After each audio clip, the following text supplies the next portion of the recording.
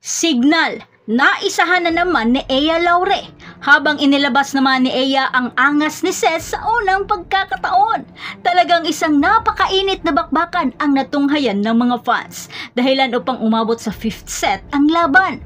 Ang tanong, maitatawid pa rin kaya ni Ea hanggang dulo ang Cherry Tigo? Pero bago pa man ang lahat, huwag mo namang kalimutang mag-subscribe at i-spike ang notification bell para lagi kang updated sa mga volleyball ganap. Nananatiling mainit ang Cherry Tigo sa kanilang 7 panalo at 1 talong record. Matagal-tagal ring hinintay ng crossovers ang pagdating ni Ea Laure na mag-Pro League ito bago nila ulit naabot ang ganitong pwesto, kaya isang mainit na bakbakan ang pinalasap nila sa Signal na nag-extend sa 5-setter match sa score na 17-25, 25-19, 21-25, 25-22 at 16-14 na panalo sa 2023 PVL All-Filipino Conference na ginanap sa Field Sports Arena. Muling napatunayan ni Ea Laure ang labis na kakayanan para matalo ang HD Spikers nang maghatid ito ng 26 points, including 21 attacks, 3 blocks at 2 service aces. Sa kanilang pang-7 panalo kasunod ng Chocomucho sa pangatlong pwesto sa team standing. Habang ang Signal ay nakapagtala ng 6 na panalo at 3 talong record. Pero unang set pa lang talagang mainit na ang bakbakan nila Riri at Ea. Unang na monster block ni Ea si Riri. Sumagot naman si Riri ng isang facial hit kay Ea habang nakadepensa ito. Pero unang nasungkit ng Signal ang momentum dahilan upang malamangan nila ng mahigit 11 points na kalamangan. Habang pinapaulanan naman sila ng mga sunod-sunod na mga mabibigat na service aces ni Sergeant Gonzaga. Kaya nakuha nilang magiba ang receive ng Cherry Tigo hanggang sa tinapos na ni Doria sa isang quick attack sa score na 25-17. Sa second set, nagising naman bigla ang Cherry Tigo at naghalimaw sa kanilang mga atake at mas pinatitibay naman nila ang floor defense dahilan ng labis na pagputo nila kay Gandler at Molina. Sa puntong ito, labanan ng Ces versus Ces, pero mas nanaig ang lakas ng Cherry Tigo upang talunin ang Signal sa score na 19-25. Sa third set, sobrang higpit pa rin ng laban sa sobrang intense ng bakbakan, kaya napipilitang makagawa ng errors ang Cherry Tigo dahil sa higpit ng depensa ng Signal. Pinilit naman ni Nierva na pantayan ang depensa ng Signal pero di pa rin ito sapat hanggang sa naiset point na ni Sergeant Jovelyn Gonzaga sa isang off-the-block hit at tinapos naman ni Cayuna sa isang service ace dahilan upang masungkit nila ang third set sa score na 25-21. Sa fourth set, dito na nagkaalaman ng lahat. Mas lalong nag-init ang bakbakan. Pilit binubuhay ni Ea ang Cherry Tigo. Sa score na 15-13, nakuhang makiller block ni Ea ang Bionic Elonga, dahilan upang unti-unti nila itong nahabol. Hanggang sa nagtabla ito sa 19-all dahil sa isang rotational error ng Signal. Sa puntong ito, walang ibang ginawa si Ea at Nierva kundi dumepensa sa likod upang manatiling buhay ang bola, habang si Robles naman ang tumatrabaho sa paggawa ng puntos. Hanggang sa naiset point na ni Paat sa isang monster block kay Vanny Gandler at tinapos naman ni Robles sa isang sharp cross-court attack na galing sa napakahusay na dig ni Ea Laure dahilan upang ma-extend ito sa 5th set. Sa 5th set, labanan na ng MVP to MVP, kapitana to kapitana na sina Paat at Molina.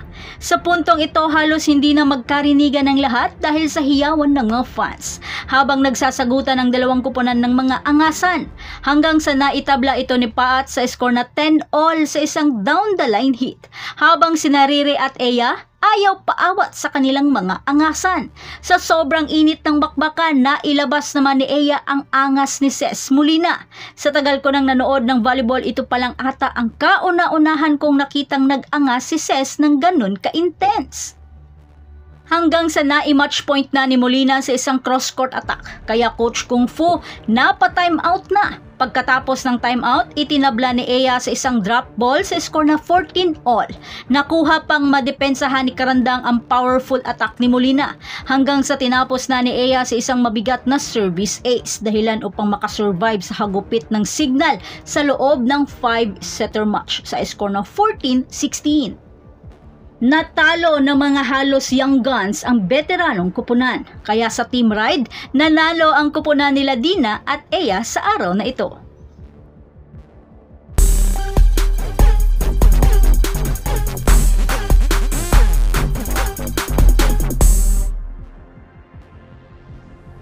Pero sa mga nalalabing laban ng Cherry-Tiggo, hindi naman magiging madali dahil sa susunod nilang laban ay sa F2 Cargo Movers, ang defending champion na Creamline Cool Smashers, at ang panghuli ang Chocomucho Flying Titans.